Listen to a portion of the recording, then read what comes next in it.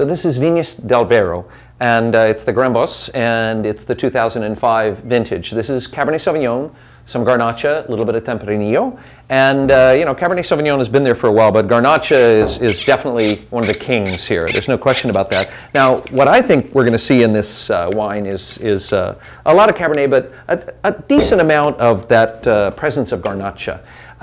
Let's find out about it. But the name itself, while there's a cute little note, if you will, in wine there's truth, but really it's the River Vero, which is one of the small rivers there. The area itself is part of the larger Ebro River Valley, but the Cinca River is a tributary of the Ebro, and that's what really, you know, is a factor here. And elevation, that's totally the factor we're talking about. What happens high up in elevation? You get ripeness. So you smell the wine, and there's certainly a ripe character. It's black cherry, it's red raisins even, so that's just kind of edging towards over-ripeness. But because you're high up in elevation, it's hot in the day, it's cold at night, right? This is what happens up in the mountains.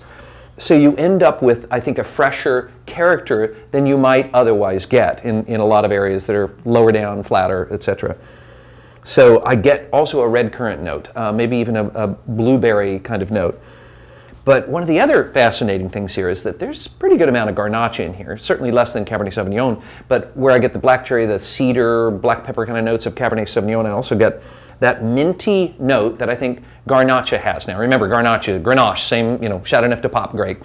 But back when there was the Kingdom of Aragon and they controlled so much of the Mediterranean, that's when the grape found its way to France, okay? It's a Spanish grape. And what I get out of this wine, black cherry, the overripe note that I got on the nose is just not even present in the mouth, but it's certainly ripe.